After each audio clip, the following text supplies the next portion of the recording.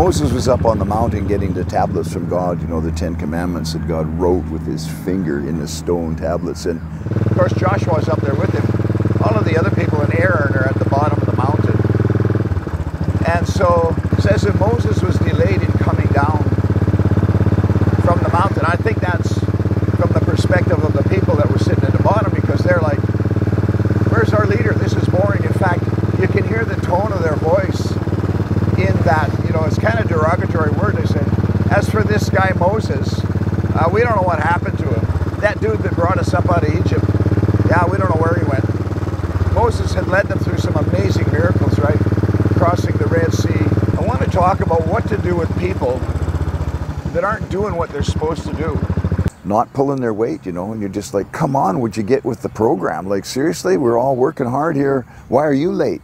We're all working hard here. Why didn't you get your work done? I have to follow up everything that you do. You know, if I don't inspect what you do, I don't get what I expect. We've learned a lot of effective principles about leadership, things that you can do to, you know, be effective in leadership. But you got these people that just were simply not doing what they were supposed to be doing. And God said to Moses, you got to get down there, because those people that you brought up out of Egypt, they've gone haywire. It says they gathered themselves together to Aaron and said, could you make us a god or gods that would lead us back to Egypt? And Aaron says, yeah, well, no, but you just break the gold off your earrings and all that kind of stuff, and we'll throw it in the fire. And he told Moses, and he said, and this calf came out. Fascinating. So Moses is coming down from the mountain now, and Joshua, and they say that we hear the sound of a victory, of a war, and they get closer. No, it's the sound of music and dancing and party going on. These guys are having a great celebration around this new golden calf god that they've got. Man, what a disappointment. Moses was so upset, so angry that he broke the stone tablets, and it appears that God was on his side because God had no problem making a new set for him. Interesting, one of the first things that Moses straightened out was Aaron's failure to lead the people. He said, I left you in charge, man. Like, why did you let these people just do whatever they wanted? And Aaron's like, well, I couldn't help it. You know, they're unruly. And a lot of times we feel like that as leaders, right? We feel the people are unruly. Like, what are we going to do? Like, how are we going to fix them? But what do you do with people that are out of where they're supposed to be, not engaged? You know, they're just focused on something else, maybe selfish things. Well, obviously selfish things. There's this friction between people being free to do whatever they want and the leader having to lead them into doing what they need to do.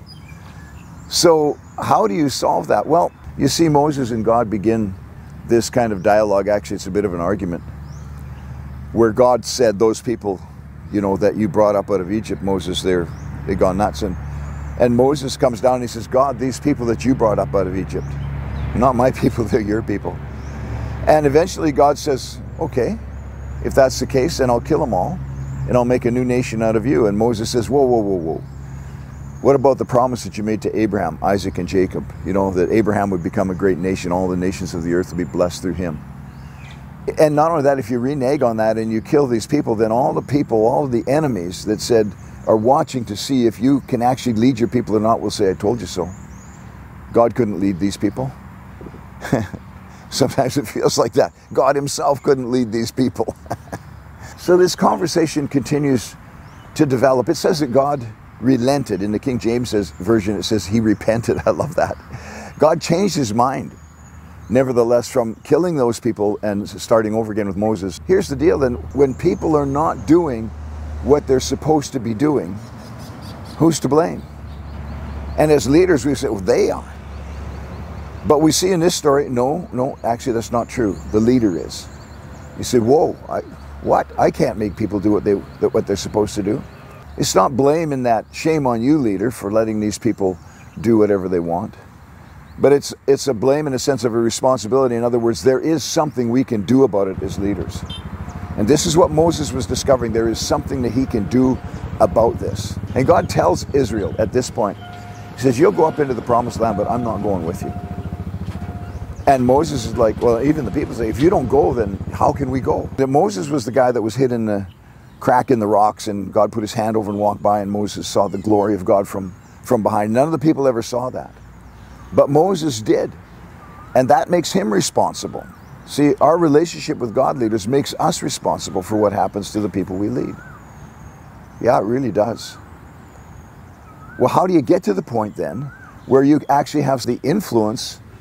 Maybe control isn't a good word, but something's got to be brought into line. How do we get to that point with the people that we're leading when they're just doing whatever they want to do? Well, through this conversation, Moses says, we can't go up if you don't go with us. And God says, I'm not going with you. But in Moses' prayer, it's revealed that he now sees that these are not just the people that God brought out of Egypt. They're the people that he brought out of Egypt. And he prays, he says, God, we are a stiff-necked and rebellious people. I love that prayer. Because Moses has just positioned himself with the people so that whatever miracle that he receives in his life, the people are going to receive it too. It took a generation because, and sometimes that just has to happen. In fact, you know people that have had to just die in the wilderness. Let me just say, if you're one of those people that aren't doing what you're supposed to be doing, you're probably not watching this video. The results of that are not good.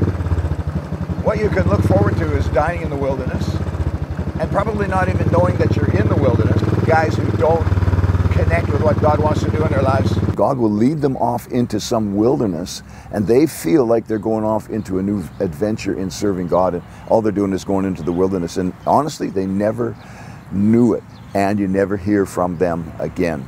But the other thing is, and God said, my presence isn't going to go with you.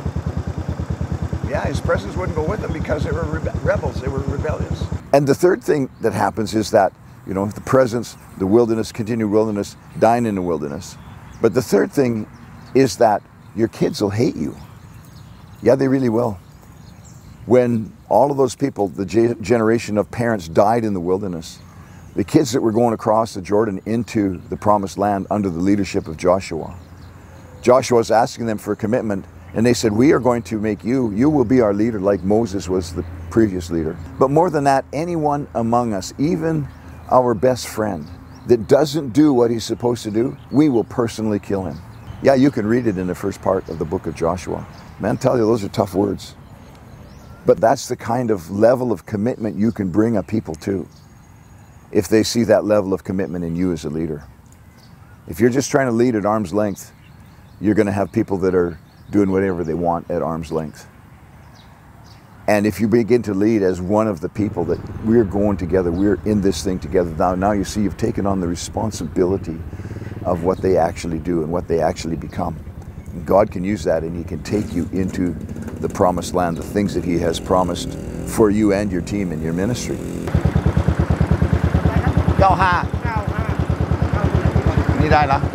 So when people aren't doing what we want them to do and we feel frustrated, it's time to look at ourselves and say, what is the responsible thing, or what piece of responsibility can I do at this point? Now here's a key, that Moses came down, he was so angry with the people that he broke those stone tablets.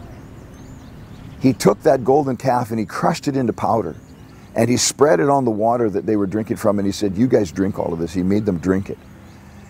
And then he grabbed his tent, and I see it, he just pulled it up by the roots, and he went outside the camp and he plunked that tent down, and he said, this is the tent of meeting. Anybody who wants to meet with God is coming here.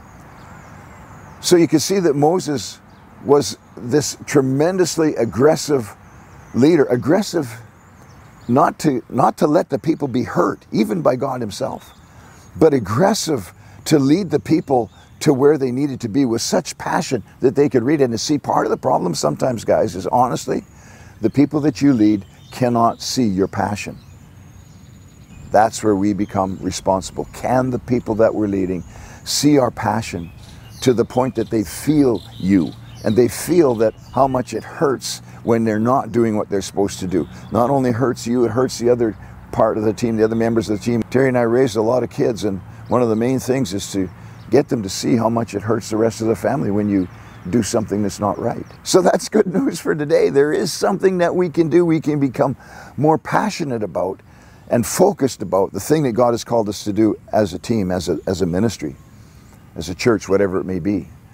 And we can pour out that passion to our people. And sometimes it takes breaking the stone tablets or grinding up the golden calf and making everybody drink it. Yeah, sometimes you've got to let your passion rage. When Moses took the side of the people, he could let his passion rage so that the anger of God would not rage against the people who were not doing what they were supposed to be doing. That's a good place to stop.